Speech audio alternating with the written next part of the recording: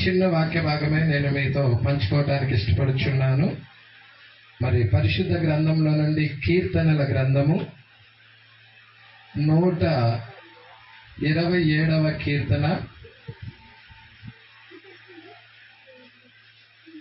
3-4 వచనాలు చదువుదాము. కుమారులు యెహోవా అనుగ్రహించు స్వాస్థ్యము గర్భఫలము ఆయన ఇచ్చు బహుమానమే. యవ్వన కాలమందు పుట్టిన కుమారులు బలవంతుని చేతిలోని బాణముల వంటి వారు. చాలండి, ప్రార్థన చేద్దాం. స్తోత్రములు ప్రభువా, మహిమ గల రాజా, మీకే స్తుతులు స్తోత్రములు చెల్లించుకొనుచున్నాం. అయ్యా, ఈ మధ్యాహ్న కాల సమయములో ఈ గుడారాన్ని దర్శించటానికి నీవు కృప చూపావు ప్రభువా. మహిమ యేసేపును ప్రేమించి మీరిచ్చిన స్వాస్థ్యము ప్రభువా, కుమారుడు ప్రభువా విలియం కేరీని జ్ఞాపకం చేసుకోండి. నిజముగా ఆయన అయా భూమి మీదకి రావటానికి నువ్వు కృప చూపిన దేవుడవు. ఈ కూడిక కూడా మేమందరం ఈడ కూడి దేవుణ్ణి ఘనపరచటానికి, ఆయన ఆరాధించటానికి ఇక్కడ నువ్వు ఇచ్చిన ఈ సమయమును బట్టి స్తోత్రాలయ్యా.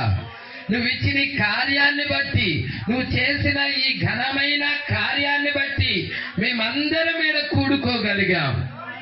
నిశ్చయముగా నీ కృప దయచేసిన దేవుడవు అయ్యా. ఈ కుటుంబానికి నువ్వు స్వాస్థ్యం ఇచ్చిన దేవుడవు, వారసుడును అనుగ్రహించిన దేవుడవు, ఈ కృప అనుగ్రహించిన దేవుడవు నాయన. అయ్యా యెహోవా, అయ్యా కుమారులు యెహోవా ఇచ్చు అయ్యా స్తోత్రములు ప్రభువా. స్వాస్థ్యం అన్నావు ప్రభువా, వారు స్వాస్థ్యమై ఉన్నారు ప్రభువా. ఓ ప్రభువా, నీ కృప అనుగ్రహించమని అడుగుచున్నాం.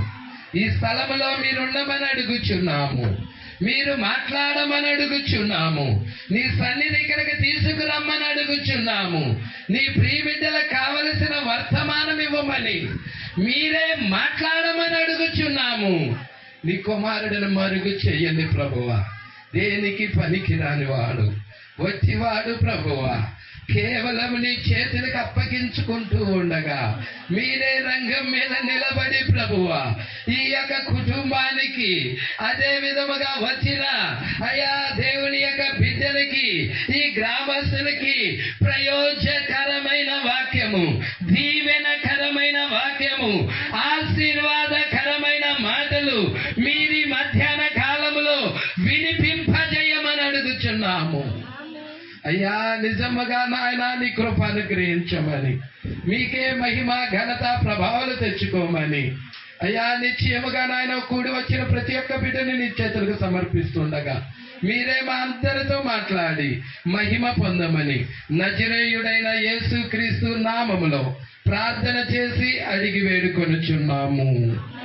ఆమేన్. హల్లెలూయా, హల్లెలూయా. దేవుడికి మహిమ కలుగునుగాక. సరే, చాలా జాగ్రత్తగా గమనిద్దాం కొన్ని విషయాలు. మరి నేను ఎక్కువగా తీసుకోను, చాలా ప్రాముఖ్యమైన విషయాలు. ఇది ఓన్లీ మహిమ యేసేకు పుట్టిన బిడ్డ గురించి మాత్రమే కాదు, మన గురించి కూడా మనం చూడబోతున్నాం. ప్రజలా ఇక్కడ ఉన్న ప్రతి వ్యక్తి గురించి కూడా దేవుడు మాట్లాడతాడని నమ్ముచున్నాను. హల్లెలూయా. అయితే ఇక్కడ మీరు చాలా జాగ్రత్తగా గమనించినట్లయితే ఇక్కడ 2 వచనాలు మనము చదివాం.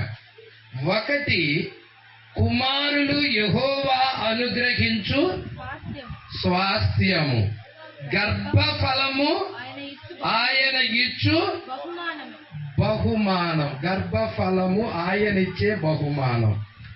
కుమారులైతే స్వాస్థ్యం. దేవుడికి మహిమ కలుగునుగాక. యవ్వన కాలమందు పుట్టిన కుమారులు బలవంతుని చేతిలో బాణము వంటి వారు. మరి దీని మీదే ఈ యొక్క మధ్యాహ్న కాల సమయంలో కొద్ది నిమిషాలు మీ మధ్యకి తీసుకొని రావటానికి నేను ఇష్టపడుచున్నాను. ఈ కాలానికి చెందిన ఒక ప్రవక్త ఉన్నాడు. ఆ ప్రవక్త పేరు విలియం మ్యారిన్ బ్రన్హామ్ అయి ఉన్నాడు. మీరు చూస్తే 4 జీవులు ప్రకటన గ్రంథములో కనపడతాయి. సింహము, దూడ, మనుష్యుని ముఖము వంటి ముఖము కలిగిన జీవి, 4వ జీవి పక్షిరాజు అయి ఉన్నది. ఈ యొక్క పక్షిరాజు యొక్క వర్తమానం బుక్స్ ఎవ్వరు కూడా ఈ దూత తీసుకొచ్చిన వర్తమానము తప్ప బయట ఎక్కడ దొరకవు. ప్రజల ఎంతో మంది ఎన్నో పుస్తకాలు రాశారు, కానీ ఈ పక్షిరాజు యొక్క వర్తమానాలు కావాలంటే ప్రవక్త 4వ జీవి యొక్క అభిషేకము కలిగిన ప్రవక్త భూమి మీదకి వచ్చాడు. మరి ఆ ప్రవక్త మరి రావటము, ఆ అభిషేకము కూడా ఆయన బిడ్డలకు ఇవ్వటము జరుగుతూ ఉన్నది. ప్రజల మీరు చూసినట్లయితే ప్రవక్త మీద ఏ అభిషేకం అయితే ఉంటుందో, సంఘ కాపరి మీద ఏ అభిషేకం అయితే ఉంటుందో, అదే అభిషేకము సంఘం మీద కూడా ఉంటుంది. హల్లెలూయా. ప్రవక్తని ఒక దేవుడు ఒక చోటికి పంపిస్తున్నాడంటే, ఒక వర్తమానం ఇచ్చి ప్రవక్తను పంపిస్తున్నాడంటే, ఒక గ్రామానికి పంపిస్తున్నాడంటే అర్థం ఏంటయ్యా అంటే ఆ గ్రామాన్ని దేవుడు ప్రేమించాడని అర్థం. ఆ గ్రామానికి దేవుడు కృపావర్తమానం అందియడానికి తన సేవకుడైన ప్రవక్తని ఆ గ్రామానికి పంపిస్తున్నాడని అర్థం. ప్రజల అయితే ఇక్కడ మనం చూస్తా ఉన్నాము. మరి మనం ఆమోసు గ్రంథము గనక చూసినట్టయితే ఆమోసు గ్రంథము 3వ అధ్యాయము 6వ వచనం.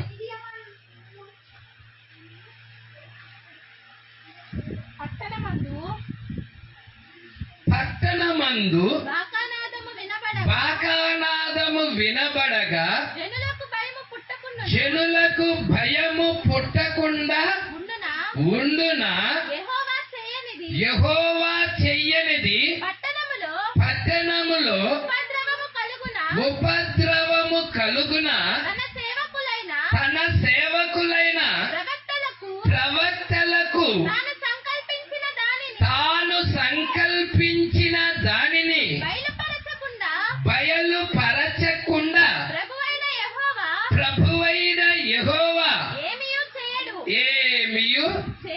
ఇప్పుడు దేవుడి యొక్క సంకల్పాన్ని ఎవరికి ఇస్తానని చెప్తున్నాడండి ఆ లేఖనంలో?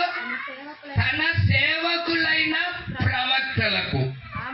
ప్రజల అంటే దేవుడి ఆలోచన, దేవుడి యొక్క ఉద్దేశం, దేవుడి యొక్క తలంపు ఎవరు తీసుకొని భూమి మీదకి వస్తున్నారయ్యా అంటే ప్రవక్తలు, తన సేవకులైన. ఇది బైబిల్లో మాట, నా మాట కాదది, బైబిల్లో మాట ఉన్నది. మీరు చూసినట్టయితే దేవుడి లోకాన్ని నీతి ద్వారా నాశనం చెయ్యాలి అని ఆలోచన కలిగి ఉన్నప్పుడు ఆ యొక్క ఆలోచనని దేవుడు ఎవరికి ఇచ్చాడయా అంటే నోవాహు అనే ఒక ప్రవక్తకి ఇచ్చాడు. ఆ ఆలోచనని, ఆ ఉద్దేశాన్ని, దేవుడి యొక్క ఉద్దేశాన్ని, దేవుడి యొక్క ఆలోచనని ఎవరు మోసుకెళ్లారయ్యా అంటే నోవాహు అనే ఒక ప్రవక్త మోసుకొని 120 సంవత్సరాలు భూమి మీదే ప్రకటన చేశాడు. అవునా అండి? మీకు ఇవన్నీ తెలిసినవే. హల్లెలూయా. యేసు చెప్పాడు 2000 సంవత్సరాల క్రితం ఈ శరీరం లేక ఆ శరీరం ధరించుకొని భూమి మీదకి వచ్చినప్పుడు యేసు ప్రభు వారు ఏం చెప్పారంటే నోవాహు దినాలు ఎలాగుంటాయో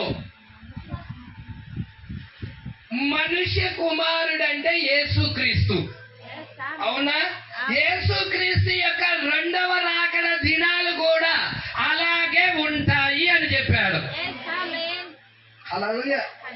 మరి ఇవి నోవాహు దినాలై ఉన్నాయి. నోవాహు దినాల్లో ఒక ప్రవక్త ఉన్నట్టుగా మరి ఈ కాలంలో కూడా ఒక ప్రవక్త ఉన్నాడు. ఉండి తీరాలి. అవునా కాదా అండి?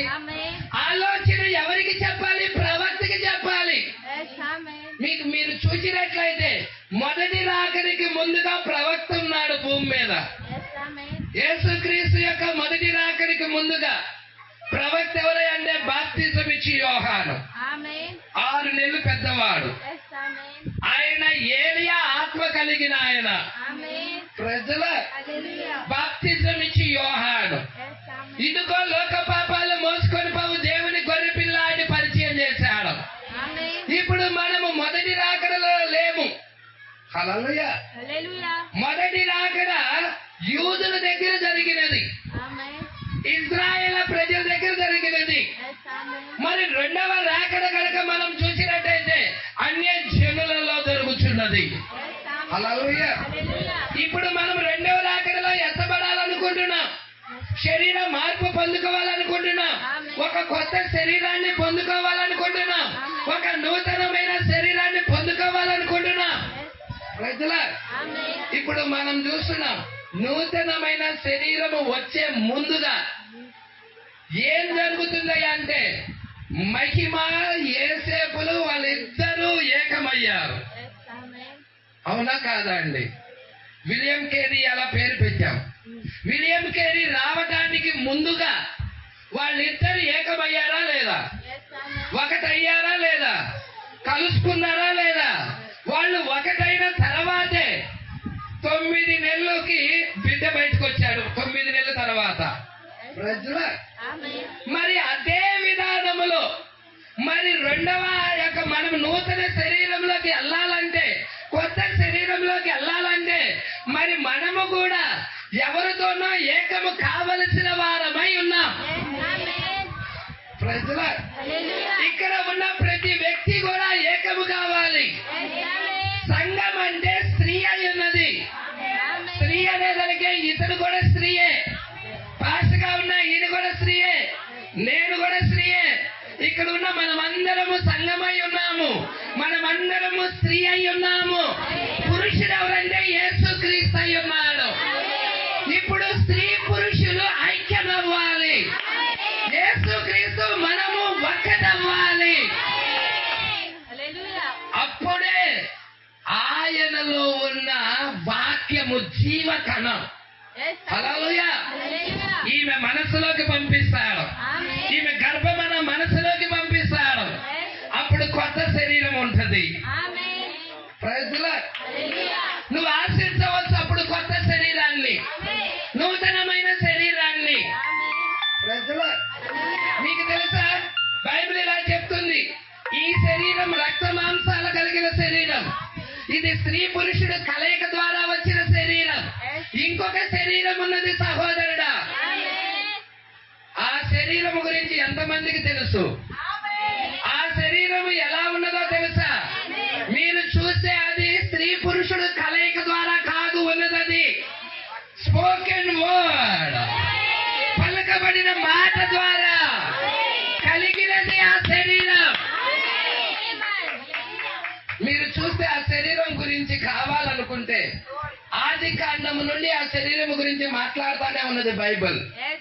మరి కొరింథీయులకు రాసిన పత్రిక అపోస్తలుడైన పౌలు గారు, మరి సామాన్యమైన వ్యక్తి కాదు ఈయన, 14 పత్రికల దాకా రాశాడు. అగ్ని స్తంభాన్ని దమస్కా మార్గంలో ఇజ్రాయేల్ ప్రజలను ఏ వెలుగైతే నడిపించినదో, ఏ అగ్ని స్తంభం అయితే నడిపించినదో అదే అగ్ని స్తంభాన్ని దమస్కా మార్గంలో కలుసుకున్నాడు. ప్రజల మరి కలుసుకొని ఆయన మాట్లాడుతున్న మాట కొరింథీయులకు రాసిన ఎన్నో పత్రికమ్మ? 2వ పత్రిక 5వ అధ్యాయం 1 నుండి. భూమి మీద మీరే చూడండి, పరిశుద్ధ గ్రంథము ఉన్న వాళ్ళందరూ చూడండి. నేను ఈ శరీరం గురించి మాట్లాడతలేదు. ఈ శరీరం అనేది రోగాలతో, రొప్పులతో, ఆయాసాలతో, వ్యాధులతో, అవునండి, పాపముతో కూడా ఉండిపోయినది. ఈ శరీరము పాపం ద్వారా వచ్చింది కాదా? ఎవడన్నా చెప్పగలడా పాపము లేకుండా నేను వచ్చానని? స్త్రీ పురుషుడు కలయిక ద్వారా వచ్చింది ఈ శరీరం. లైంగిక పరంగా మాత్రమే వచ్చింది ఈ శరీరం. మనందరి శరీరాలు అలాగే వచ్చాయి. అంటే అది పాపేచ్ఛల ద్వారా వచ్చిన శరీరం అయి ఉన్నది ఇది. కాబట్టి ఈ శరీరము మరి పాపేచ్ఛల ద్వారా వచ్చింది కాబట్టి మరి రక్త మాంసాలు కలిగిన ఈ శరీరం అనేది దేవుని రాజ్యాన్ని స్వతంత్రించుకొననేరదు. రక్త మాంసాలు దేవుని రాజ్యాన్ని పొందనేరవు, స్వతంత్రించుకోదు. మరి దేవుని రాజ్యం కావాలని ఉన్నవాళ్ళు ఉన్నారైనా? మాకు దేవుడి రాజ్యం కావాలయ్యా అన్నాళ్ళు ఉన్నారైనా? మరి మీ గురించి దేవుడి రాజ్యం కావాలంటే ఈ వర్తమానం మీకోసమే ప్రజల. మరి దేవుడి రాజ్యానికి కావాలి, వెళ్ళాలి అంటే ఇంకొక శరీరం కావాలి. హల్లెలూయ. దాని గురించి లేఖనం ఏం చెప్తుందో చూడండి ఒకసారి. 2 కొరింథీ 5వ అధ్యాయం 1వ వచనం. భూమి మీద మన గుడారమైన ఈ నివాసము ఏ నివాసం అండి అది? భూమి మీద మన గుడారమైన ఈ నివాసం అంటే ఇళ్ళ ఆ ఇళ్ళ ఈ ఇల్లు ఆ ఇల్లు.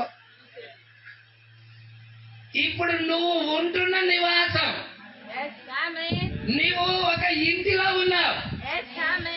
ఉన్నాను పాష గారు, నేను తెనాల్లో ఒక ఇల్లు ఉంది, ఆ ఇంట్లో నివసిస్తున్నాను. నో, తెనాల్లో ఉన్న ఆ ఇల్లు గురించి మాట్లాడతల్లా ఇక్కడ. మరి నివాసం అన్నాడు కదా. అవును, ఈ దేహము కూడా నివాసమై ఉన్నది. ఈ దేహములో ఒక జీవుడు నివసిస్తున్నాడు లోన. హల్లెలూయ.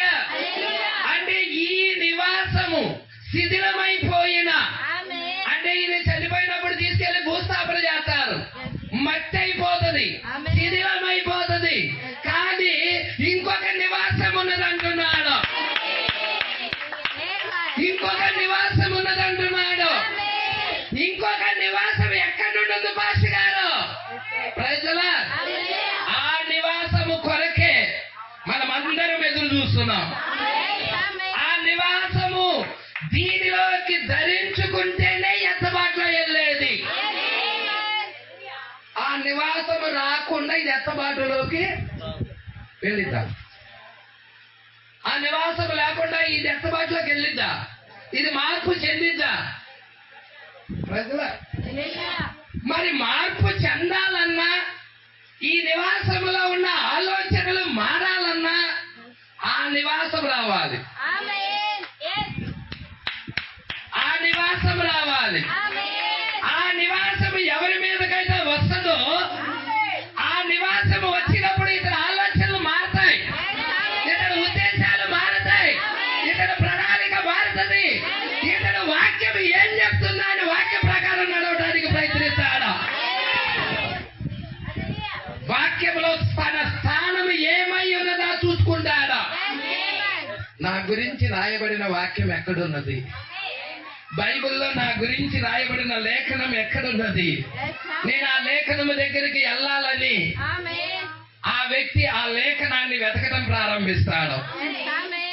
ప్రజల మరి మీరు చెప్తారు, మీరు చూస్తున్నారు, ఈ 4వ జీవి కాలంలో ఒక ప్రవక్త వచ్చాడు అని నేను చెప్పినప్పుడు ఆ ప్రవక్త లేఖనములో ఉన్న ప్రవక్త, వాక్యములో ఉన్న ప్రవక్త. వాక్యము లేచి శరీరం ధరించింది. చిన్నగా వెళ్తాను అక్కడికి. ఇక్కడ చూడు, చదువమ్మా. భూమి మీద మన గుడారమైన ఈ నివాసము శిథిలమైపోయినను చేతి పని కాక దేవుని చేత కట్టబడినదియు. Praise the lord. హల్లెలూయా. చేతి పని కాక దేవుని చేత. మరి ఈ శరీరం చేతి పని. మీరు 2వ అధ్యాయం చూడండి, ఆదికాండం 2వ అధ్యాయం చూడండి. ఈ శరీరం అనేది మట్టి నుండి తీయబడినది, చేతి పని. ఈ శరీరం చేతి పనే కదా? చేతి పని, నిర్మాణము జరిగినది ఈ శరీరానికి. కానీ చేతి పని కాని శరీరం ఉన్నది.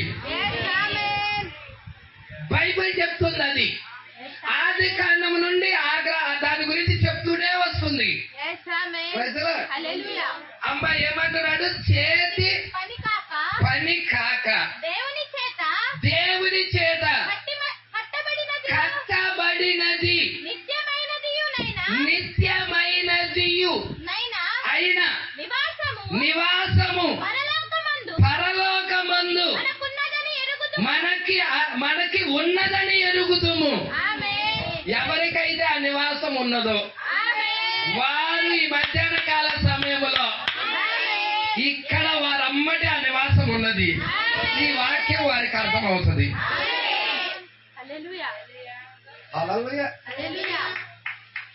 సగమా పట్టుకుంటున్నారని నమ్ముకుంటున్నా. ఈ నివాసం శిథిలమైపోయిన ఇంకొక నివాసం ఉన్నది. హల్లెలూయా. అది చేతి పని కాదు. పాస్టర్ గారు, మరి ఆ నిర్మాణము ఆ యొక్క నివాసము ఎలా ఏర్పడింది పాస్టర్ గారు? చేతి పని కాకుండా, అది చేతి పని కాకుండా ఆ నివాసం అనేది ఎలా ఏర్పడినది? దానికి కళ్ళున్నాయా? దానికి చెవులున్నాయా? అది వినగలుగుతుందా? అది చూడగలుగుతుందా? అది నడవగలుగుతుందా? అది మాట్లాడగలుగుతుందా? ఆ నివాసము మాట్లాడగలుగుతుందా? అది కూడా ఒక శరీరమేనా? అది కూడా ఇది కలిగి ఉన్నట్టే ఉన్నదా?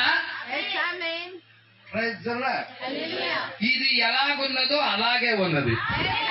అది మాట్లాడగలుగుతుంది, అది చూడగలుగుతుంది, అది నడవగలుగుతుంది. అయితే దీనికి ముసలితనం ఉంది కానీ దానికి ముసలితనం లేదు. దీనికి మరణం ఉన్నది కానీ దానికి మరణము లేదు. దీనికి వ్యాధులు ఉన్నాయి కానీ దానికి వ్యాధులు లేవు. దీనికి వృద్ధాప్యం ఉన్నది కానీ దానికి వృద్ధాప్యమే లేదు. దీన్ని పెట్టిలో పట్టుకొని తీసుకెళ్ళాలి కానీ దానికి పెట్టే అవసరం లేదా?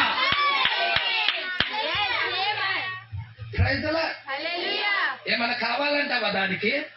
No no no. అది నుంచొని దీన్ని పిలుస్తుంది. ఇది భూమిలో మట్టి అయిపోయినా గాని, కొన్ని వేల సంవత్సరాలు గడిచినా గాని దీన్ని పిలుస్తుంది, పేరు పెట్టి పిలుస్తుంది. నా కుమారుడా యేసేపు రాజిదంతే.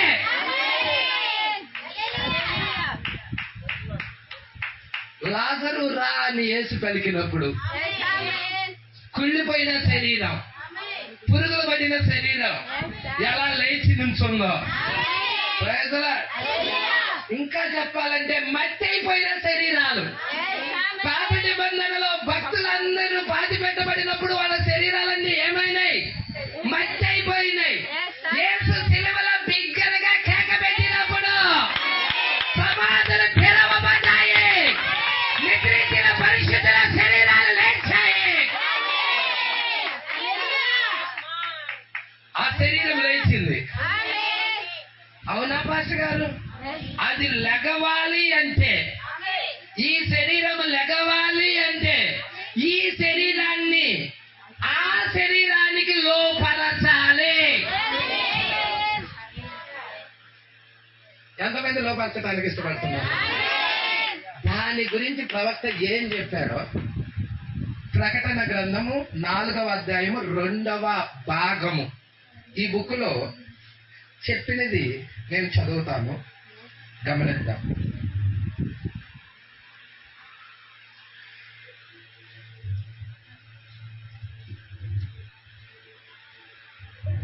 మీ అందరికీ చాలా బాగా అర్థమయ్యే విధముగా ఇక్కడ ప్రవక్త మాట్లాడాడు.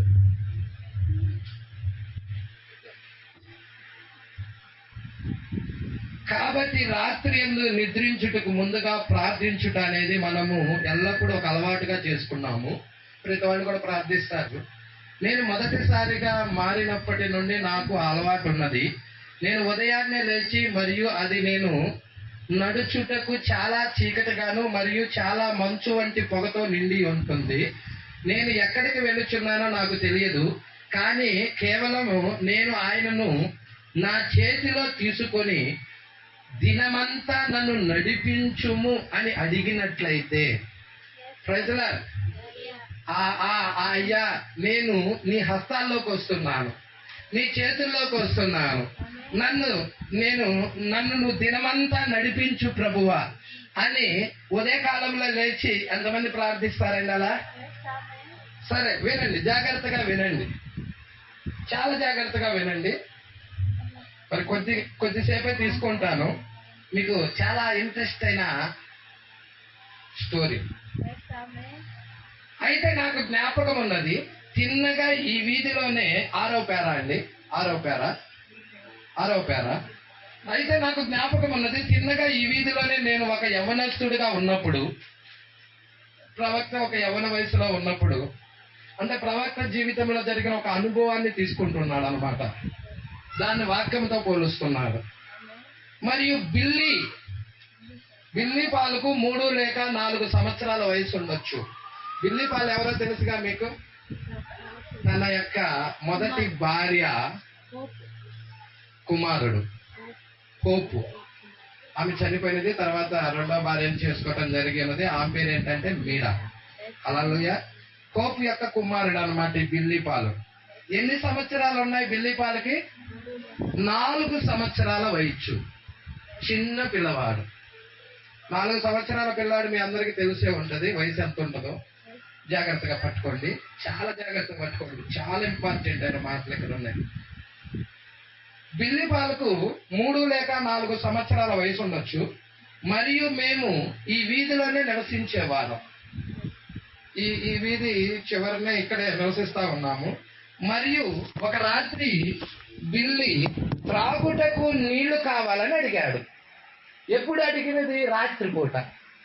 మరి రాత్రిపూట పిల్లలు చీకటిని చూసి భయపడతారా? ధైర్యంగా వెళ్తారా అండి? భయపడతారా లేదండి? సహజంగా అవునా కదా? నిజంగా భయపడతాం. పిల్లలే కాదు, పెద్దవాళ్ళే కూడా చాలా మంది ఇప్పుడుకు భయపడేవాళ్ళు ఉన్నారు బయటికి వెళ్ళాలంటే. అవునా? బయటికి వెళ్ళాలంటే ఇప్పటికీ కూడా పెద్దవాళ్ళు చాలా మంది భయపడే వాళ్ళు ఉన్నారు. అయితే ఈ 3 లేక 4 సంవత్సరాల చిన్న పిల్లవాడు బిల్లి పాలకి ఏమవుతుంది? మధ్యరాత్రి మంచినీళ్ళు అవుతున్నాయి. ఏమవుతున్నాయండి? మంచినీళ్ళు అవుతున్నాయి. అయితే ఈ ప్రవక్త విలియం మేరీ బ్రన్హామ్ గారు ప్రసంగం చేసి అలసిపోయి పడుకున్నాడు. ఆ యొక్క ప్రవక్త పడుకున్న తర్వాత బిల్లి పాలు కూడా పడుకొని నిద్రపోయి మధ్యలో లేచి, డాడీ నాకు మంచినీళ్ళు అవుతున్నాయి డాడీ అని లేపుతున్నాడు. ఇక్కడ ఏం జరుగుతుందో చూద్దాం. ఆశ గారు, దీంట్లో ఏముంది విషయం? ఏ బిడ్డలైనా అడుగుతారు మంచినీళ్ళు, దాంట్లో విషయం ఏముంది? దాంట్లోనే ఉంది. అదే ఇక్కడ పట్టుకోవాలి. హల్లెలూయా. ఏమున్నదో చూద్దాం. ఎంతమంది ఆసక్తిగా ఉన్నారు? ఆసక్తిగా ఉన్నారా? ఏదో తీయని మాటలు చెప్పడానికి రాలేదు, మీ లైఫ్ కు సంబంధించి చెప్పడానికి వచ్చాను. మన జీవితాలు, నా జీవితానికి, మీ జీవితానికి, మరి కుటుంబం యొక్క జీవితానికి, ఇక్కడ ఉన్న మనందరి జీవితాలకు ఉపయోగకరమైనది దేవుడు ఇస్తున్నాడు, నమ్ముచున్నాను. మరి మీరు కూడా నమ్ముతున్నారుగా? అట్లా నమ్మేగా ఈ కుడికి వచ్చింది. నిద్రపోతానికా? కాదు కదా. హల్లెలూయా. నిద్రపోతానికైతే ఇంట్లో చక్కగా ఏసీ వేసుకొని పడుకోవచ్చు. హల్లెలూయా. యాక్చువల్ గా ఈ అగ్గిలో నేను నిలబడతా ఉంటే చాలా కష్టం, కానీ నిలబడ్డారు. ఎందుకంటే ఈ మధ్యలో ఏసీకి అలవాటు పడింది ఈ పాటు శరీరం. ఈ ఏసీకి అలవాటు పడేదానికి నిన్న సామాన్లు కొంచెం ఆటోలో సర్దేటప్పటికే ఈ శరీరం బన్నీ కాస్త మొత్తం లోన బాడీ బన్నీ మాత్రం మొత్తం అయిపోయింది. హల్లెలూయా. మరి అలాంటిది ఏదైనా కానీ ఇక్కడ దేవుడు నిలబెట్టాడంటే ఏదో ప్రయోజనం ఉంది. నాకు ఉంది, మీకు ఉంది. మనందరి మహిమార్థంగా దేవుడు ఇక్కడ మాట్లాడే దేవుడు. ప్రయోజనకరంగా ఉన్నదని నమ్ముచున్నా. హల్లెలూయా. మరి ప్రవక్త కుమారుడు బిల్లి పాలకి బాగా దాహం అవుతుంది, డాడీ డాడీ డాడీ నాకు దాహం అవుతుంది డాడీ అని లేపాడు. లేపినప్పుడు ప్రవక్త ఏమన్నాడు? మరియు ఒక రాత్రి బిల్లి తాగుటకు నీళ్లు కావాలని అడిగాడు. మరియు వంటగదిలో నీళ్లు అయిపోయాయి. వంటగదిలో నీళ్లు అయిపోయాయి. మనం సహజంగా ఏం చేస్తామంటే నీళ్ళు ఒక బిందెలోనో, ఒక కుండలోనో, ఒక జగ్గులోనో పెట్టుకుంటాం. అయితే వంటగదిలో నీళ్లు అయిపోయాయి. నీటిని తోడేది మరియు బకెట్ అక్కడ ఉన్నది. హల్లెలూయా. ఆ రాత్రికాల సమయంలో వెళ్ళాలి, ఆ బకెట్ వేసుకోవాలి, బయటకు తీయాలి, ఆ నీళ్లు తాగాలి, తెచ్చుకోవాలి. హల్లెలూయా. చూడండి, దేవుడికి మహిమ కలుగును గాక. నీటిని తోడేది మరియు బకెట్ అక్కడ ఉన్నది. మరియు నేను అన్నాను, నేను చాలా అలసిపోయాను, నేను ఆ దినమంతా కష్టించి పనిచేశాను మరియు సగం రాత్రంతా ప్రసంగించాను. బాగా అర్ధరాత్రి వరకు ప్రవక్త మాట్లాడుతూనే ఉన్నాడు. మాట్లాడి ఇక పడుకున్నాడు అలసిపోయి. మరియు అతడు అన్నాడు, డాడీ నాకు త్రాగుటకు నీళ్లు కావాలి. ప్రవక్త పరిస్థితి కూడా చెప్పాడు. ఉదయం నుండి సాయంకాలం వరకు కష్టపడి పనిచేసి ఆయన ప్రసంగం చేసి అలసిపోయాడు ప్రవక్త. హల్లెలూయా. మరి ఇప్పుడు పిల్లవాడు అడుగుతున్నాడు, డాడీ నాకు త్రాగుటకు నీళ్లు కావాలి. మరియు నేను అన్నాను, ఇల్లి అక్కడ వంటగదిలోని చిన్న బల్ల మీద ఉన్నది, అక్కడకు వెళ్ళు నేను అన్నాను. అతను పైకి లేచాడు మరియు తన కన్నులు రుద్దుకున్నాడు పిల్లి, మరియు అటువైపు చూశాడు. అతను అన్నాడు, డాడీ అక్కడికి వెళ్ళుటకు నాకు భయపడుచున్నాను అన్నాడు. ప్రజలా కళ్ళు రుద్దుకున్నాడు, లేచాడు, అక్కడికి వెళ్ళడానికి నాకు భయం వేస్తుందని చెప్తున్నాడు. మరియు నేను అన్నాను, అయితే మంచిది. నేను అన్నాను, హనీ కేవలం పరిగెత్తు. ఆ పిల్లవాడితో మాట్లాడుతున్నాడు. కేవలం చేసేది భయపడుతున్నా, పరిగెత్తు, అక్కడికి వెళ్ళిపో, గటగట తాగేసాయి, పరిగెత్తు వచ్చేసాయి అని చెప్తున్నాడు. పరిగెత్తి వెళ్ళి నీటిని తెచ్చుకొనుము. డాడీ చాలా అలసిపోయాడమ్మా, డాడీని ఇబ్బంది పెట్టకు. ఆ కిటికీ నుండి కేవలం కొద్ది దూరమేగా ఉంది అన్నాడు. మరియు అతడు అన్నాడు, కానీ డాడీ అక్కడికి వెళ్ళుటకు నేను భయపడుచున్నాను, ఆ ప్రాంతం దగ్గరికి వెళ్ళటానికి నేను భయపడుచున్నాను. మంచిది. ఆ చిన్నవాడితో పాటు నేను కూడా లేచా. ఇక చిన్నవాడు లేచాడు, చిన్నవాడితో పాటు నేను కూడా లేచా. అలసిపోయినా గాని, శరీరం సహకరించకపోయినా గాని లేచాడు. లేచి మరియు నా చేతిని పట్టుకొని, హల్లెలూయా, నా చేతిని పట్టుకొని మరియు అక్కడికి చేరుకున్నాడు. ఇక చేతిని పట్టుకున్నాడు, గట్టిగా చేతిని పట్టుకొని తిన్నగా అక్కడికి చేరుకున్నాడు. మరియు అది మంచి కార్యమై ఉన్నది. మేము 4 లేక 5 అడుగులు నడిచే లోపే నేల మీద అతికించిన రగ్గు వంటి రగ్గును తగులుకున్నాడు. ఆ చిన్న పిల్లవాడు ఒక రగ్గు లాంటిది కింద అంటే తీరితే మీద దాన్ని తగులుకున్నాడు. మరియు అది లినోలియం యొక్క చిన్న భాగం. అది ఎలా ఉంటుందా అంటే దాని మీద అడిగేయంగా జరగడం జరపాలి. ప్రజల అది జారి పడిపోతా ఉంటారు. ఇప్పుడు చెయ్యి ఎవరి చేతిలో ఉన్నది? ప్రవక్త చేతిలో ఉన్నది, తండ్రి చేతిలో ఉన్నది. ఒకవేళ జారిపోయినా గానీ ఆయన పట్టుకొని ఉన్నాడు కాబట్టి పడడు. ఈ రోజు ఈ లోకం అనే యాత్రలో దేవుడే మన చెయ్యి పట్టుకొని ఉన్నట్లయితే ఆ తండ్రి ఏ విధముగా బిడ్డ చెయ్యి పట్టుకున్నాడో అదే విధముగా సర్వోన్నతుడైన దేవుడే, సృష్టికర్తే మన చెయ్యి కనుక పట్టుకొని ఉన్నట్లయితే అనేక సార్లు మనము పడిపోయినా కానీ దేవుడు పట్టుకున్నాడు కాబట్టి మనం చూస్తాము. దేవుడు పట్టుకున్నాడు కాబట్టి లగుస్తాం. అయితే ఎవరు పట్టుకోలేదనుకో, మన చెయ్యి ఎవరు పట్టుకోలేదనుకో, హల్లెలూయా, పడిపోతాం. అవును కదండి. ఇప్పుడు బిలీపాలు చేయండి, వాళ్ళ డాడీ పట్టుకొని ఉన్నాడు.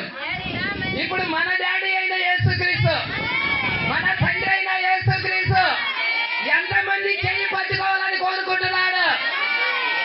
తండ్రి నా చేతులు పట్టుకోవాలి ఒకసారి, నేను నీకు అప్పగించుకుంటున్నాను, ఇదిగో నా చేయి నువ్వు పట్టుకో అయ్యా అని ఎంతమంది మధ్యాహ్నకాల సమయంలో సమర్పించుకుంటున్నారు? కొంచెం ముందుకు చూద్దాం. ప్రవక్త ఏం చెప్పారు? ఆ యొక్క చిన్నది రగ్గు లాంటిది తగులుకున్నాడు చిన్నపిల్లవాడు. మరి అది లినోలియం యొక్క చిన్న భాగము. మరి అది ఎలా ఉంటుందంటే మీకు తెలుసా? దాని యొక్క చాలా తొందరలో ఆ కాలు అతడు దాన్ని చాలా తొందరలో వేశాడు. కానీ నా చేతిలో అతని చెయ్యి ఉన్నది. మరియు అతడు నా చేతిని గట్టిగా నొక్కి పట్టుకున్నాడు. ప్రజల ఆ తర్వాత నేను అక్కడ కొద్దిసేపు నిలబడ్డాను మరియు నేను ఆలోచించడం ప్రారంభించాను. ప్రవక్త ఆలోచన చేస్తున్నాడు, దేవా అది నిజం, నీవు నా చెయ్యి పట్టుకోకుండా నేను ఒక్క అడుగు కూడా వేయలేను. నేను నడవాలన్నా నీవు నా చెయ్యి పట్టుకోవాల్సిందే. ఒక్క అడుగు కూడా నేను వేయలేను. ఎందుకో తెలుసా? లోకము భయంకరమైన స్థితిలో ఉన్నది. ఏర్పరచబడిన వారిని సైతము కూడా అపవాది పడేయాలని, మోసగించాలని, వాడిని దేవుడి రాజ్యం వెళ్ళనీయకుండా చేయడానికి అనేక ప్రయత్నాలు చేస్తుంది. హల్లెలూయా. ఇలాంటి టైంలో దేవుడి చేతుల్లోకి వెళ్ళటం అనేది ఎంత శ్రేష్టకరం. హల్లెలూయా. ఈ దేవుని చేతుల్లోకి వెళ్ళటం అనేది ఎంత ప్రాముఖ్యమైన విషయం. మరి మీరు చూసినట్టయితే ప్రకటన గ్రంథములో 2వ అధ్యాయములో 1వ వచనం ఇలా చెప్తుంది. మీరే చూడండి, బైబిల్లో పర్లేదు తీసి చూడండి.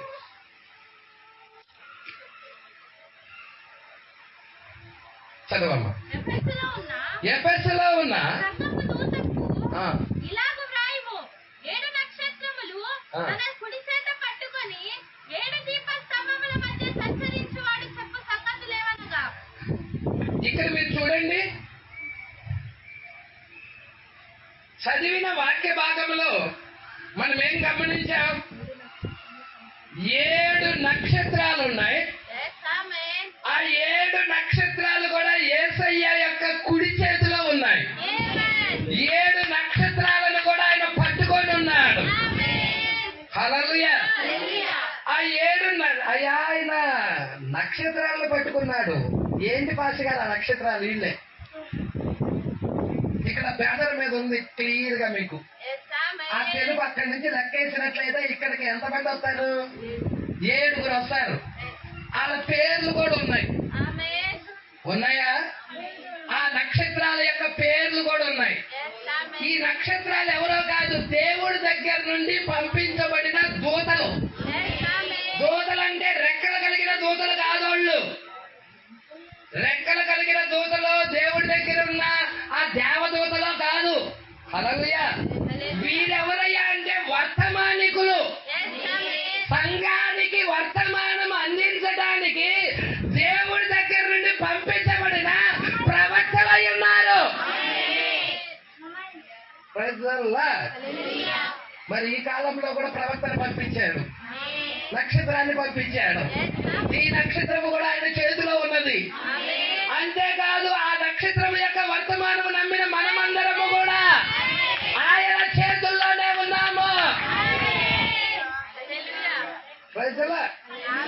ఇప్పుడు ఆయన చేతుల్లో ఏమున్నాయి? 7 నక్షత్రాలు ఉన్నాయి. 7 నక్షత్రాలు ఆయన కుడి చేత పట్టుకొని, ఇదిగో ఇక్కడ ఉన్నాయి దీపస్తంభాలు. ఇవి దీపస్తంభాలే. ఈ దీపస్తంభాలే ఈ సంఘకాలాలు. ప్రకటన 1లో ఉంది. హల్లెలూయా. ఈ నక్షత్రాలే దూతలని ప్రకటన 1:20లో ఉన్నది. ప్రజలు అందుకే ఇక్కడ అంటా ఉన్నాడు, చాలా జాగ్రత్తగా పట్టుకోండి. ఇక్కడ ప్రవక్త ఏం చెప్పాడో నేను అది చెప్తానికి ఇష్టపడుతున్నాను.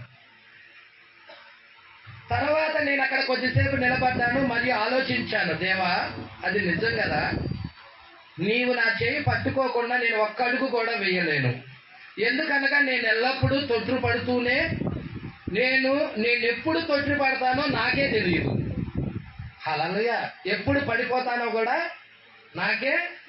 అంటే ఇక్కడ ఉన్న ఎవరికైనా తెలుసా అమ్మా? మీరు పడిపోవటం, నేను పడిపోతున్నానండు అని ఎవరికైనా తెలుసా? దావీదుకే తెలియలా. దావీదు చేసిన పాపం, బెత్షెబాతో వెళ్ళి చేసిన పాపము దావీదుకే తెలియలా. హల్లెలూయా. దావీదు మహారాజు లాంటి ఆయనకే తెలియలా. ప్రవక్త నాతాన్ అక్కడికి వచ్చి చెప్పేదాకా కూడా. అవునా కదండి? మీరు పడిపోయిన సంగతి మీకు తెలియనే తెలియదు. అందుకే ఇక్కడ ప్రవక్త అంటున్నాడు, నేను ఎప్పుడు పడిపోతానో నాకే తెలియదయ్యా. చూసారా? మరియు నేను నీవు ఉన్నతమైన వాడవని అనుభూతిని చెందినంత కాలము శక్తివంతమైన చెయ్యి నన్ను పట్టుకుంటుంది. నీవు నన్ను ఆయా సమయాల్లో పట్టుకున్నావని నాకు తెలుసు.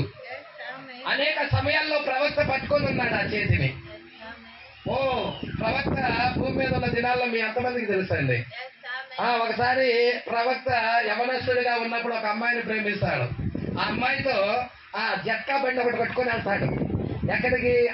ఆ యొక్క పార్కుకి వెళ్దామని, ఆ బయట ఆ స్థలాలకు వెళ్దామని తీసుకొని ప్రతి పెన్ని కూడా కష్టపడి దాచిపెట్టుకొని మొత్తం ఆ జట్కా బండికి ఖర్చు పెట్టి నా ప్రియురాలకి ఖర్చు పెట్టాలని, తెచ్చిస్తాలని ఆ డబ్బు అంతా ఖర్చు పెడతాడు. చివరికి సగం దూరం రాగానే ఆ ప్రియురాలు ఎలా ఉందంటే పావురమాన్ని వర్ణిస్తా ఉంటాడు. సగం దూరం వెళ్ళిన తర్వాత జేబులో నుంచి సిగరెట్ తీసింది.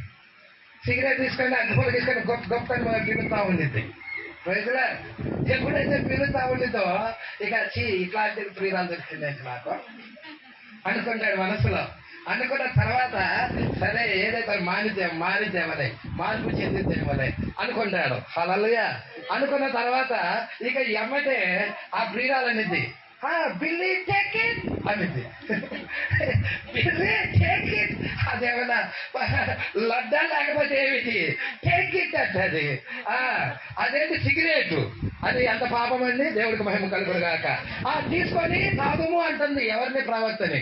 ఎప్పుడైతే తీసుకొని తాగంటుందో, అమ్మ నేను అట్లాంటి వాటికి నేను దూరంగా ఉంటానమ్మా, నేను పుట్టింది మొదలుకొని సిగరెట్ జోలి వెళ్ళలేదు, నేను తాగనమ్మా అన్నాడు. Are you sure? నిజమేనా అంటూ. హల్లెలూయా. నిజమేనమ్మా, నేను మాత్రం అలాంటి వాటికి నేను చాలా దూరంగా ఉంటాను, నేను తాగనమ్మా అని చెప్పిన. అయితే నువ్వు ఆటంకుల వాడు అనుకుంటా అంది. అనేదానికి నన్ను అంత మాట్లాడవా? ఇది నేను తాగుతాను అని తీసుకొని సిగరెట్ నోట్లో పెట్టుకోపోయాడు. అప్పుడు ప్రవక్త చేయికి వచ్చింది, ప్రవక్త అస్తందికి వచ్చినది. ప్రవక్త అక్కడ పడిపోబోతున్నాడు, కానీ ప్రవక్తకి తెలియదు పడిపోబోతున్నాడు సంగతి. ఆ చెయ్యి దిగొచ్చి సుడిగాలిలో ప్రత్యక్షమైనది, సుడులు తిరుగుకుండా వచ్చి ఉన్నది. అక్కడ ప్రవక్త వణికిపోయాడు, ఆ సిగరెట్ కింద పడేశాడు, ఆ చెక్క పెట్టి దిగాడు. ఇటు పొలాలను పడి అడ్డం పడి పరుగో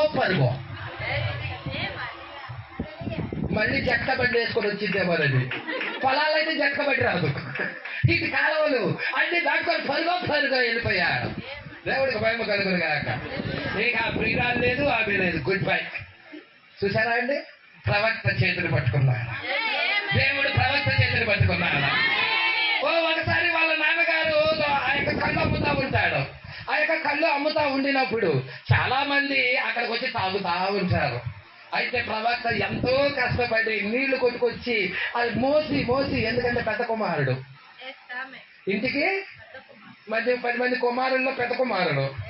ఆ 10 మంది బిడ్డల్లో పెద్ద కుమారుడైన ఈయన ఎంతో చాకరీ చేస్తాడు. ఎంతో నీళ్లు తీసుకొచ్చి మోసి చివరికి ఆ సారాయి ఖాతా ఉన్నారు. అక్కడ సారాయి ఖాతా ఉన్నారు. ఆ సారాయి ఖాతా ఉండినప్పుడు అక్కడ చాలా మంది తాగుతూ ఉన్నారు. ఇక వాళ్ళ స్నేహితులు ప్రవక్త తండ్రి యొక్క స్నేహితులు ఆడికి వచ్చారు. వాళ్ళందరూ ప్రవక్త తండ్రితో పాటు తాగుతా ఉన్నారు. ప్రవక్త తండ్రికి వాళ్ళ యొక్క పుట్టిన బిడ్డకు కూడా వాళ్ళ స్నేహితులు ఇవ్వబోయారు. ప్రజలా అప్పుడు ఇవ్వబోతే అప్పుడు ఆయన నేను తాగనండి అన్నాడు. ఏంటి కంటకీలో విలియం కుటుంబంలో పుట్టిన నీవు తాగటం లేదా? ఎంత సిగ్గుసేటుగా ఉన్నది అంటాడు. ఎమ్మటే తండ్రి అంటాడు, నాకు ఒక ఆడంగుల వాడు పుట్టాడని. ఈయనకి రోషం వచ్చింది, పౌరుషం వచ్చింది. నన్ను ఆడంగుల వాడు అంటావా? ఇంటికి ఎత్తుతానని అది తీసుకొని తాగబోతాడు. మరలా అదే స్వరం, మరలా అదే దేవుడు మరలా ప్రత్యక్షం అవుతాడు. ఎందుకో తెలుసా? నువ్వు శరీరాన్ని అపవిత్రపరుచుకోవద్దు, తాగవద్దు ఎన్నాడు. మద్యమైనను పొగైనను నీవు తాగవద్దు. నువ్వు పెద్దవాడు అయినప్పుడు నువ్వు చేయాల్సిన పని ఒకటి ఉన్నది. హల్లెలూయా. ఆ దేవుడే ఆ చేతులు పట్టుకున్నాడు కాబట్టి అనేక సార్లు పడిపోతున్న స్థితిలో ఉన్నా దేవుడు వచ్చి ఆ బిడ్డలు పట్టుకున్నాడు. ఈ మధ్య ఎంతమంది మీ చేతులు ఆ దేవుడే పట్టుకోవాలని ఇష్టపడుతున్నారు? ఓ నా చెయ్యి పట్టుకో ప్రభువా, నేను పరిశుద్ధంగా జీవించాలనుకుంటున్నా, మంచి పరిశుద్ధమైన జీవితం నేను జీవించాలని కోరుకుంటున్నా ప్రభువా. ఎంతమంది కోరుతున్నారండి ఈ మధ్యాహ్న కాల సమయంలో? నిజముగా మీతోనే మాట్లాడుతున్నాడని అర్థమవుతుందా? ఒక్కసారి చూడండి, ఇక్కడ అంతా ఉన్నాడు. నేను టైంకి ఎవరు నేను కూడా చూడలేదు, చాలా టైం అయ్యేటట్టుంది, ముగించిపోతాను, జాగ్రత్తగా పట్టుకున్నా. మరియు నేను నీవు ఉన్నతమైన వాడవని అనుభూతి చెందినంత కాలం శక్తివంతమైన చెయ్యి నన్ను పట్టుకుంటుంది. నీవు నన్ను ఆయా సమయాల్లో పట్టుకొని ఉన్నావని నాకు తెలుసు. ప్రవక్త అంటున్నాడు ఆ దేవుడితో, నువ్వు నన్ను ఆయా సమయాల్లో పట్టుకొని ఉన్నావని నాకు తెలుసు. కావున నేను నా చేతిని ఆయనలో ఉంచుట అనే అలవాటును చేసుకొనుటకు ప్రయత్నం చేస్తున్నాను. ఎంతమంది మీ చేతులను ఆయన చేతిలో ఉంచటానికి ఇష్టపడుతున్నారు? హల్లెలూయా. విలియం పుట్టాడు. నడకొచ్చే ముందు ఆయన ఏం చేస్తాడు? తల్లి చేతిని పట్టుకుంటాడు, కాలు పట్టుకుంటాడు, చేతిని పట్టుకుంటాడు నడవాలని. అదే విధముగా ఇక్కడ ఉన్న మనము కూడా యేసు వంటి జీవితం జీవించాలని, యేసు వంటి జీవితం జీవించాలని, పరిశుద్ధమైన జీవితం జీవించాలని ఎంతో మంది ప్రయత్నిస్తా ఉంటారు. అయితే దేవుడు మీ చేయి పట్టుకోవాలి, అప్పుడు మీరు పడిపోయినా కానీ లెగుస్తారు. దేవుడికి మహిమ కలుగును గాక. కావున నేను నా చేతిని ఆయనలో ఉంచుట అని అలవాటు చేసుకునేందుకు ప్రయత్నిస్తున్నా. మరియు కొన్నిసార్లు నేను చేసిన కార్యాలు నా దృష్టిలో నాకే వింతగా అనిపిస్తుంటాయి. ఆ కార్యాలు మానవుని ఆలోచనకు అసహజమైనవిగా కనిపిస్తాయి. సహజమైనవి కాదు, అసహజమైనవి. హల్లెలూయా. మానవుని యొక్క ఆలోచనకే అందని కార్యాలు, మానవుని యొక్క ఆలోచనకి అందం ఆ కార్యాలు. అలాంటి కార్యాలు మరి మీకు కూడా కావాలా? మానవుని మనస్సుకు కూడా అందం ఆ కార్యాలు. హల్లెలూయా. ఎన్నో కార్యాలు. మరి ఒక సహోదరి వచ్చింది అక్కడికి, క్యాన్సర్ గడ్డతో వచ్చింది. మరి ఆమె ప్రార్థన చేయించుకోవటానికి వచ్చి ఉన్నది. దేవుడు చెప్పాడు, ఆమె పేరేంటో చెప్పాడు, ప్రవక్తలో ఉంది. ఆమె ఏ ఊరి నుండి వచ్చారో చెప్పాడు, నీకున్న వ్యాధి ఏమిటో చెప్పాడు, నువ్వు ఫలానా డాక్టర్ దగ్గరికి వెళ్ళావని కూడా చెప్పాడు, డాక్టర్లు నీ చేతులు ఎత్తేసారని కూడా చెప్పారు, నీకు 1-2 రోజుల కంటే నువ్వు బతకవని కూడా చెప్పారు. కానీ యెహోవా ఎలాగో సెలవించుతున్నాడు, నీ క్యాన్సర్ పోయింది, నువ్వు స్వస్థపరచబడ్డావు. ఆయన సహజాత అసహజమైన కార్యాలు చేసే దేవుడు. కంటికి కనబడవు ఆయన చేసే కార్యాలు, చెవికి వినబడవు ఆయన చేసే కార్యాలు, మరి హృదయానికి గోచారమే కావు. మరి అలాంటి అద్భుతమైన కార్యాలు జరిగించే దేవుడు మన దేవుడు. ఎంతమందికి తెలుసు? పెద్ద సముద్రాన్ని పాయలు చేశాడన్న సంగతి, ఆరిన నేల మీద నడిపించాడన్న సంగతి. మనం ఒక చిన్న కాలువని పాయలు చేయడానికి చచ్చిపోతాం. ఏమండి, ఒక చిన్న కాలువ, నేను నీతో మాట్లాడుతున్నాను, నువ్వు పాయలవు అని మాట్లాడు, అయిద్దేమో అవదు. కానీ ఆ శరీరం కనుక దీని మీదకి వస్తే, ఆ శరీరంలోకి నువ్వు వెళితే పలుకక్కడ జరిగింది. అది దేవుడు కాబట్టి జరిగింది పాస్టర్ గారు. ఆ శరీరమే దేవుని శరీరం. మీకు తెలుసా దేవుని శరీరము? మరి ఆదాము దేవుడు తన పోలికలో తన స్వరూపములో ఆదాముని చేసుకున్నాడు అన్న సంగతి ఎంతమందికి తెలుసా సంగతి? మీరు అనుకుంటారు, చాలా మంది ఏమంటారంటే దేవుడు పోలిక, దేవుడు స్వరూపం, రక్త మాంసాలు కలిగిన ఈ శరీరమేమో అనుకుంటారు. నో, ఇది కాదు.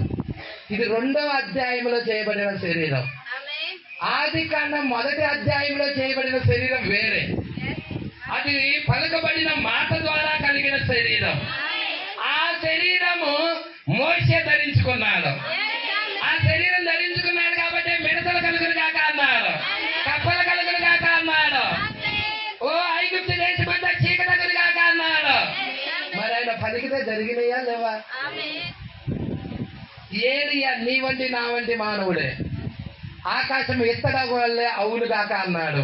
వర్షమైనా మంచైనా కురవదన్నాడు. అంతే. జరిగిందా లేదా?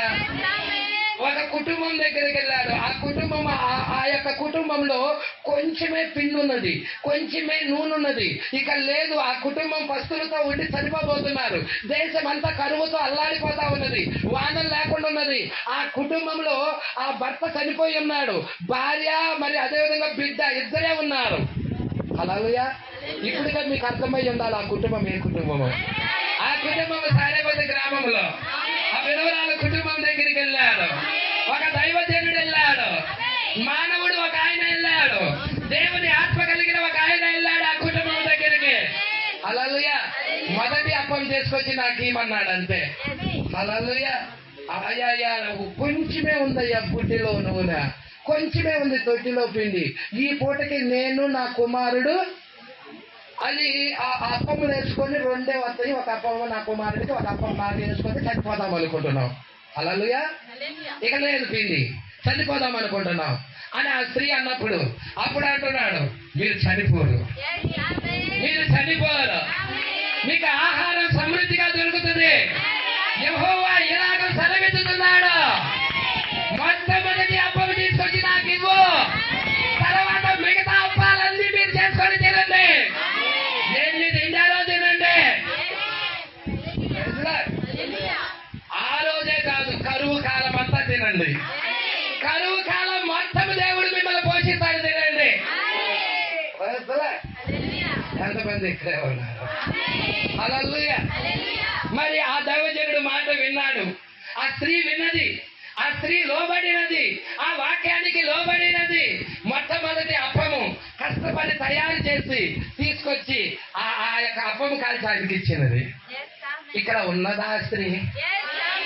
మొదటి యొక్క ప్రిఫరెన్స్ దేవుడికి ఇచ్చే స్త్రీ, మొదటిగా దేవుడికి ఆ స్థానం ఇచ్చే స్త్రీ ఇక్కడ ఉన్నదా? ఉన్నదని నమ్ముచున్నాను. హల్లెలూయా. ఎప్పుడైతే మొట్టమొదటిగా ఆయనకి ఇస్తావో నీ జీవితాన్ని అప్పుడు నువ్వు దీవించబడతావు. అందుకే ఇక్కడ అంతా ఉన్నాడు. నేను ఈ చివరి మాటలు జాగ్రత్త పట్టుకోవాలని కోరుకుంటున్నాను. హల్లెలూయా. కావున నేను నా చేతిలో ఆయనను ఉంచుట, నా చేతిని అనేది ఆయనలో ఉంచుటాన్ని అలవాటు చేసుకున్నట్టుకు ప్రయత్నం చేస్తున్నాను. మరి కొన్నిసార్లు నేను చేసిన కార్యాలు నా దృష్టికి నాకే వింతగా కనిపిస్తాయి. ఆ కార్యాలు మానవుని ఆలోచనకు అసాధ్యమైనగా కనిపిస్తాయి. కానీ మనము వాటిని ఒంటరిగా ఉండుటకు అనుమతిని ఇచ్చినట్లయితే, హల్లెలూయా, చేయుటకు కేవలం అది మాత్రమే మంచి కార్యమైనదని నేను కనుగొంటాను. మీకు తెలుసా, ఇక్కడ కనబడని కొన్ని కార్యాలు ఉన్నాయి. ఎవరైనా ప్రార్థన చేయించుకోవడానికి వచ్చినప్పుడు, ప్రవక్త దగ్గరకు వచ్చినప్పుడు వాళ్ళు చేసిన తప్పిదం చెప్పరు.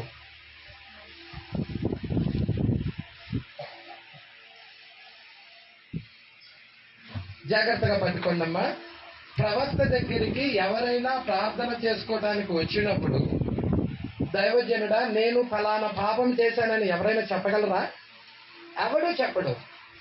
అయితే నేను ఫలానా వ్యాధితో బాధపడుతున్నానని మాత్రం చెప్తారు. ఆ వ్యాధి రావడానికి వెనక ఉన్న కారణాన్ని మాత్రం చెప్పరు. ఇప్పుడు పరిశుద్ధాత్మ ఏం చేయాలంటే, వాళ్ళు వ్యాధే చెప్పగలిగారు కానీ ఆ వ్యాధి రావడానికి గల కారణం ఏమిటో పరిశుద్ధాత్మ వెళ్ళి కనుక్కోవాలి. ఇప్పుడు ఆమె జీవితంలోకి వెళ్ళాలి. ఆమె 50 సంవత్సరాలు అనుకో వయసు, 50 సంవత్సరాల వయసులో ఆమె పుట్టినది మొదలుకొని ఆమె 50 సంవత్సరాల్లో చేసిన కార్యం అంతా చూడాలి. మాస్టర్ గారు అలా జరుగుతుందా? జరుగుతుంది. ప్రజల ఖచ్చితంగా జరుగుతుంది. మన కాల ప్రవక్త అలా చూశాడు. దేవుడికి మహిమ కలుగును గాక. నేను ఒకటి చెప్పమంటారా? ఆది కాండం రాసిన వ్యక్తి ఎవరో చెప్పండి. ఆది కాండం కానీ, నిర్గమకాండం కానీ, లేవ్యాకాండం కానీ, సంఖ్యాకాండం కానీ, ద్వితీయోపదేశ కాండం కానీ, మొత్తం ఎన్ని కాండాలు ఉన్నాయి అక్కడ? 5 కాండాలు ఉన్నాయి. ఈ 5 కాండాలు రాసిన ఆయన ఎవరు? పేరు మోషే. మోషే రాసేటప్పుడు అవి మోషే దినాల్లో ఏమైనా జరిగినాయా? మోషే ఆది కాండాన్ని రాసేటప్పుడు జల ప్రళయం కూడా అయిపోయింది. అయిపోలేదా? నోవా కాలం జల ప్రళయం అవలేదా?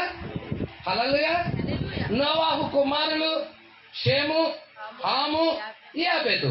షేములో నుండి వచ్చారు ఇశ్రాయేలు ప్రజలు. అబ్రహాము నుండి ఇస్సాకు, ఇస్సాకులో నుండి యాకోబు, యాకోబులో నుండి 12 గోత్రాల వాళ్ళు వచ్చారు. 2000 సంవత్సరాల పూర్వం అసలు సృష్టిలో ఏం జరిగినదో మోషేకి ఎలా తెలుసు? ఎలా రాయగలిగాడు మోషే?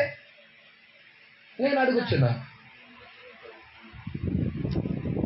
నిన్న జరిగిందే మనకు గుర్తుండదు. ఓ 10 సంవత్సరాల క్రితం ఏం జరిగిందో గుర్తుండదు. ప్రజలా కానీ 2500 సంవత్సరాల పూర్వమే జరిగిన సంగతులన్నీ రాసుకుంటా వచ్చాడు మోషే. ఎలా రాయగలిగాడు? అదే దేవుడు ఆత్మ. హల్లెలూయా. దేవుడు ఆత్మ అనేది నిన్ను గతంలోకి తీసుకెళ్తుంది. దేవుడు ఆత్మ అనేది నిన్ను ఫ్యూచర్ లో కూడా తీసుకెళ్తుంది, భవిష్యత్తులోకి కూడా తీసుకెళ్తుంది. 2000 సంవత్సరాల క్రిందట తీసుకెళ్తుంది, 2000 సంవత్సరాల పైకి కూడా తీసుకెళ్తుంది. 2000 సంవత్సరాల కిందకి తీసుకెళ్లిన ప్రవక్త పేరేంటయా అంటే మోషే. మోషే ఆది కాండం రాసేటప్పుడు 2000 సంవత్సరాల క్రిందట జరిగిన సంగతులన్నీ రాసుకుంటూ వచ్చాడు. 2000 సంవత్సరాల పైన సంగతులు ఎవరయ్యా అంటే యోహానై ఉన్నాడు. పద్మాసు దీవిలోకి తీసుకెళ్ళి 2000 సంవత్సరాల పైకి తీసుకెళ్ళి ఈ 7 సంఘకాలన్నింటినీ కూడా చూపిస్తా. ధవల సింహాసనం తీర్పు కూడా చూపిస్తా. వధువు ఎత్తబాటు కూడా చూపిస్తా. 1000 పాలన కూడా చూపిస్తా. ముందే చూపించాడు. అవునా? ఇప్పుడు మనం ఆయన చేతుల్లోకి వెళ్తాం. ఎంత మంచిదంటారు? మన చెయ్యి ఆయన చేతులు అప్పచెవడం ఎంత మంచిదంటారు? ఎంతమంది ఉన్నారు ఇక్కడ అప్పచెవడానికి? మన చెయ్యి ఆయన చేతుల్లో. మరి ఈ చివరి మాటల్లో జాగ్రత్తగా పట్టుకోవాలని ఇష్టపడుతున్నాను. మీకు తెలుసా, ఇక్కడ కనబడని కార్యాలు కొన్ని ఉన్నాయి.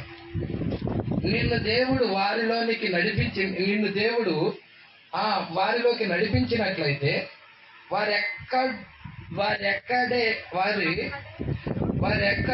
ఎక్కడో ఉంటారు. వారు ఇక్కడే ఎక్కడో ఉంటారు. మీరు చూసారా?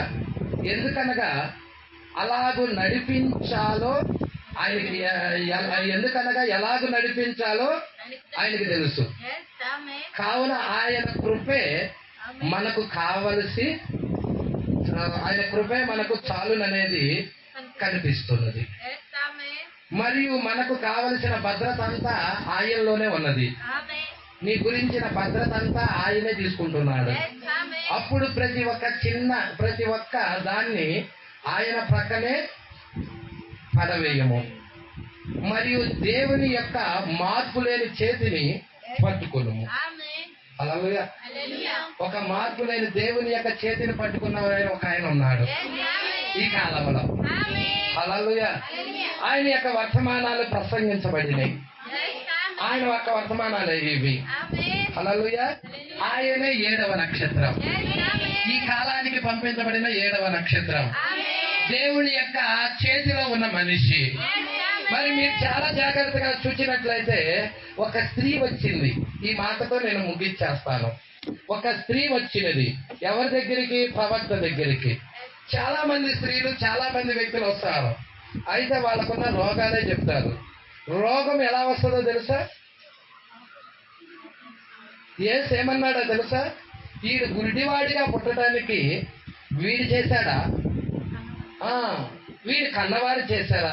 గుడ్డివాడో కుంటివాడో అండి, అక్కడ కుంటివాడు అనుకుంటా. వీడు చేశారా పాపము? వీడు కన్నవాడు చేశారా అన్నయ్య అడిగారు. హల్లెలూయా. మీరు చాలా జాగ్రత్తగా గమనించండి. ఎందుకు వాళ్ళ కన్నవారు చేశారా అని అడిగారంటే ధర్మశాస్త్రం ఏం చెప్తుందంటే తల్లిదండ్రులు చేసిన యొక్క పాపాలు బిడ్డల మీదకి వెళ్తాయి. వాడి పాపాలు వాడి మీదకి వెళ్తాయి. తల్లిదండ్రులు చేసిన పాపాలు కూడా బిడ్డల మీదకి వెళ్తాయి.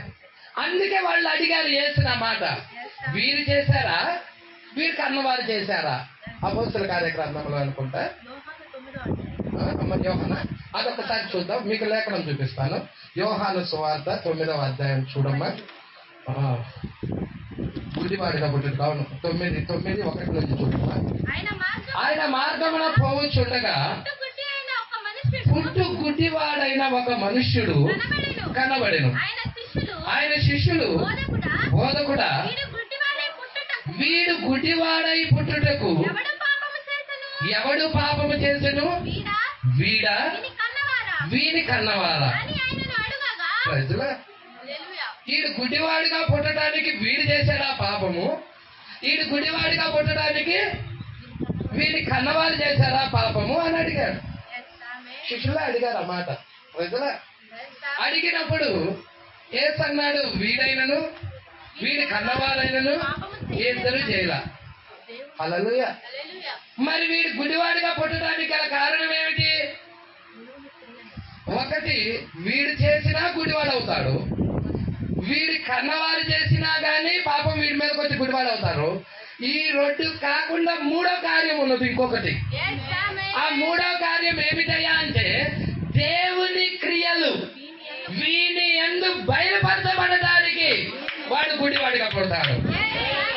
ప్రజలు ఈ మూడు కార్యాలు ఒక వ్యక్తి గుడివాడిగా పుట్టడానికి గల కారణము, లేదా ఒక బలహీనత రావడానికి గల కారణము, మరి మూడు కార్యాలు ఉంటాయి. హల్లెలూయా.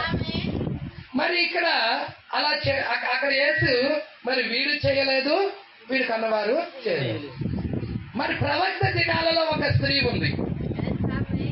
ప్రవక్త దినాల్లో ఉన్న స్త్రీ మరి యవ్వన వయసులో ఉండి మ్యారేజ్ అయింది. ఆమె ఒక మిలిటరీ అతన్ని పెళ్లి చేసుకున్నది. తర్వాత ఆ యొక్క మిలిటరీ భర్త ఏం చేశాడంటే మిలిటరీకి వెళ్ళిపోయాడు. ఆమె బాగా ధనిక కుటుంబం. ఆ కుటుంబంలో ఎదుగుతూ కొంతకాలం ఉన్న తర్వాత ఆమె ఏం చేసింది అంటే మరి ఒక పాపము చేస్తున్నది. ఏంటి ఆ పాపం అంటే ఆ యొక్క ధనిక కుటుంబంలో చాలా మంది పనివారు ఉన్నారు.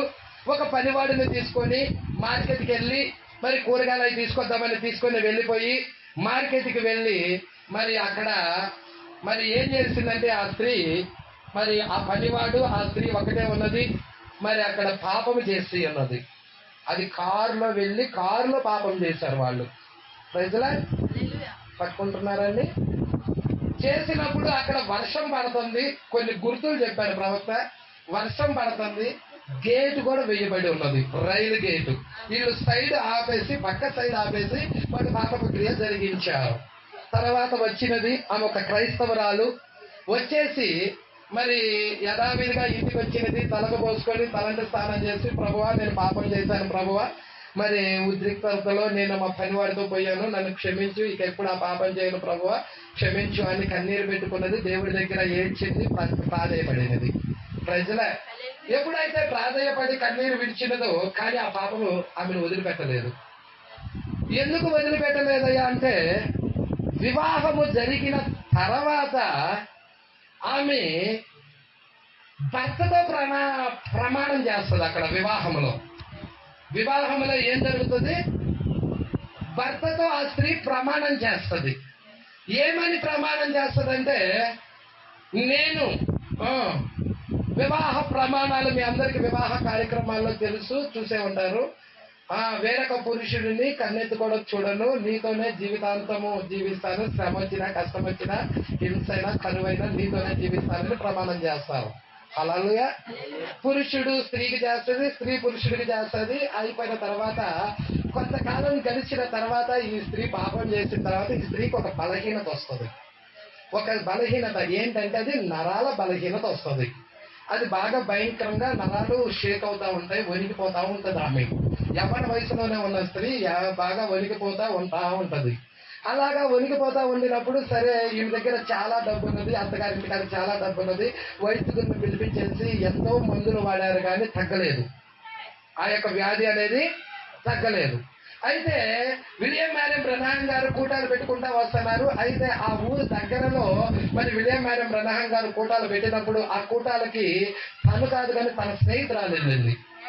ప్రజల ఆ స్నేహితురాలు వెళ్ళినప్పుడు విలియం మేరీ బ్రన్నాం గారి కాలపు దూత అక్కడ వాక్యం చెప్పిన తర్వాత ప్రార్థన చేస్తుంటే చాలా మంది స్వస్థపరచబడటము చూసింది.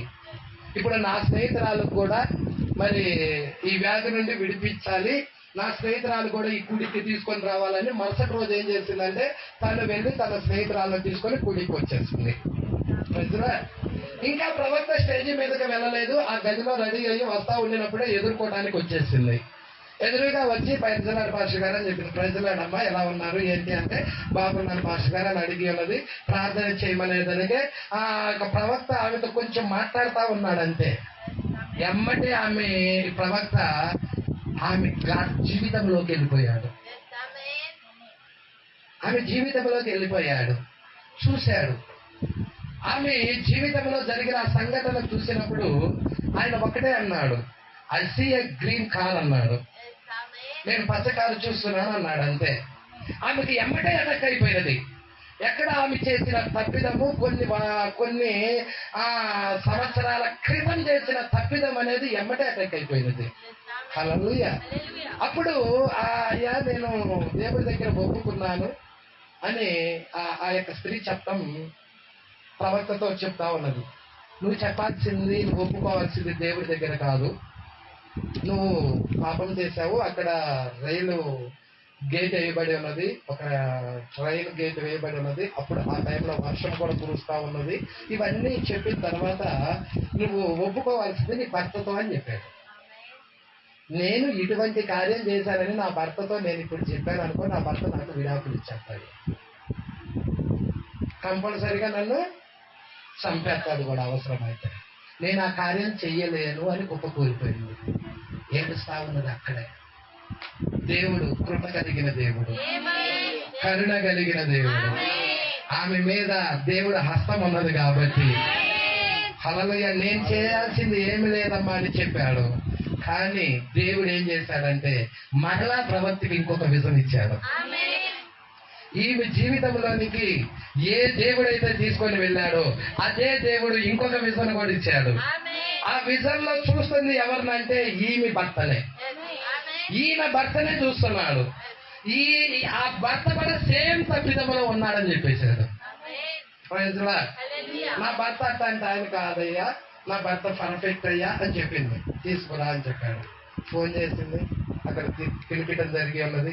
ప్రవక్త అడిగాడు, నేను ఫలానా పాపం చేశానని వాళ్ళ భర్త చెప్పాడు. ఇప్పుడు ఇంక ధైర్యం వచ్చింది, నేను చేశానయ్యా పాపం అని చెప్పింది. నేను ఫలానా పాపం చేశానయ్యా అని చెప్పింది. వారు ఒకరి పాపాలు ఒకరు ఒప్పుకున్నారు. వాళ్ళిద్దరి మీద చేతులు పెట్టి ప్రార్థన చేశారు. ఎమ్మటే వారికి విడుదల వచ్చేసి అపవిత్రాత్మ వెళ్ళిపోయింది, ఆ బిడ్డను వదిలిపెట్టేసి. చూసారా, ఎవరు చెప్పరు, పాపం ఎవరు చెప్పరు, రోగం చెప్తారు. ప్రార్థన చేయించుకోవడానికి వచ్చినప్పుడు రోగం చెప్తారు, పాపం ఎవరైనా చెప్తారా? ఏ సేవకుడి దగ్గర కూడా నేను ఫలానా పాపం చేశానని ఎవరు చెప్పడు. కానీ ఆత్మని పట్టుకోవాలి, అది పరిశుద్ధాత్మ కార్యమయ్యన్నది.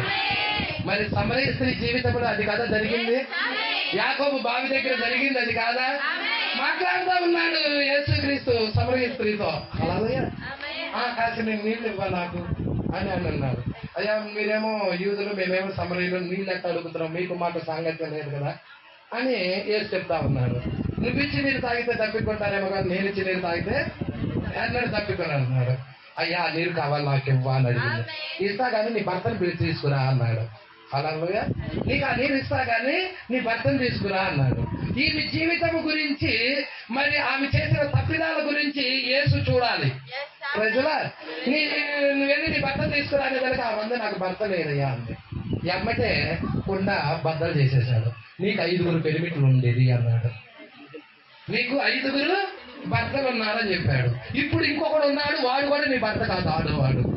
ప్రజలా అయ్యా నా అంతరంగంలో నీ మొఖం నేను ఎప్పుడు చూడలేదే, నీ యొక్క నిన్ను నేను ఎప్పుడు ఏ రోజు చూడాల, నేను నిన్ను ఇదే మొదటిసారి చూడటం, నువ్వు కూడా నన్ను చేరడం ఇదే మొదటిసారి.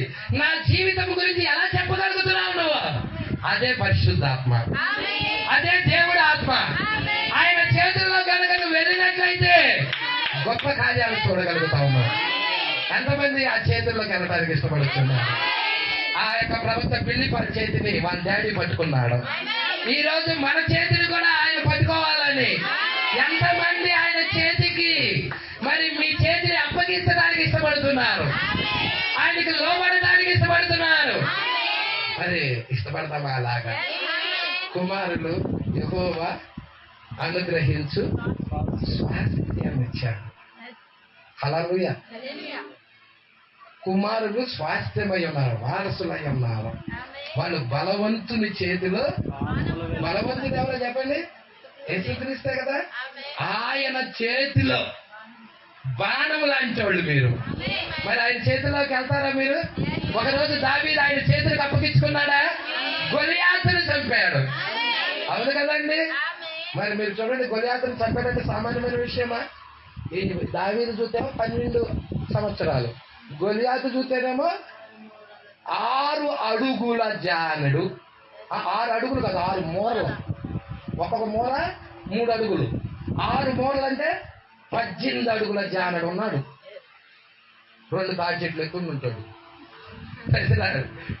అంత ఎత్తు భారీ పర్సనాలిటీ కలిగిన ఆయన, అంత వ్యక్తి కలిగిన ఆయన్ని 12 సంవత్సరాల చిన్న బుడ్డడు ఎలా చంపగలిగాడు?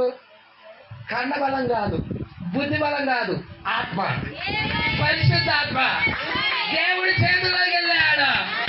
యుద్ధము నాది కాదు, యెహోవాది అన్నాడు.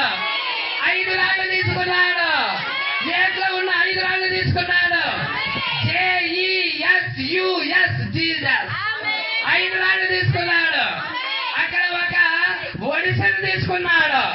ఆ ఒడిసెని విశ్వాసమై ఉన్నది. ఒక రాయిలు, 5 రాయిల్లో ఒక రాయిని ఆ ఒడిసె మధ్యలో పెట్టాడు. గిరా గిరా తిప్పాడు, వదిలాడంతే. మొత్తం కప్పుకున్నాడు కానీ గొలియాతు ఏడ కప్పుకోలా. వాడు మొత్తం కప్పుకున్నాడు కవచాలతో భారీగా, కానీ ఇక్కడ ఎదురుగా కప్పుకోలా. ఆ రాయి వెళ్ళి కరెక్ట్ గా ఎదురుగా తగిలింది. ఎప్పుడైతే ఎదురుగా ఇక్కడ తగిలిందో, ఒక వ్యక్తిని ఇట్లా ఎదురుగా ఇట్లా కొట్టామనుకో, వాడు ఎటు పడతాడు? వెనక పడతాడు. కానీ వాడు రాయి ఇక్కడ తగిలితే ముందుకు పడ్డాడు. కొట్టింది ఎవరో మీరే అర్థం చేసుకోండి, కొట్టింది ఎవరో మీరే అర్థం చేసుకోండి. యుద్ధము నాది కాదు, యుద్ధము యెహోవాది. కొట్టింది ఆయనే. ఏంటి కొట్టడం ఒక బాధలు పడ్డాడు. ఇంకా శ్రొక్క లేదు, ఏమి లేదు. వాడి కట్కాన్ని తీసుకొని వాడు మెడకాన్ని నరికేశాడు. ప్రైజ్లా. మరి గొప్ప కార్యమేనా? మరి యేసు చేతుల్లోకి వెళ్ళిన వ్యక్తులు ఎటువంటి గొప్ప కార్యాలు చేశారో చూసాం. మరి ఈ రాత్రికాల సమయంలో మీరు కూడా ఆయన చేతుల్లోకి వెళ్తానికి, ఈ మధ్యాహ్న కాల సమయంలో మీరు కూడా ఆయన చేతుల్లోకి వెళ్తానికి ఇష్టపడుతున్నారా? ఎంతమంది ఇష్టపడుతున్నారు?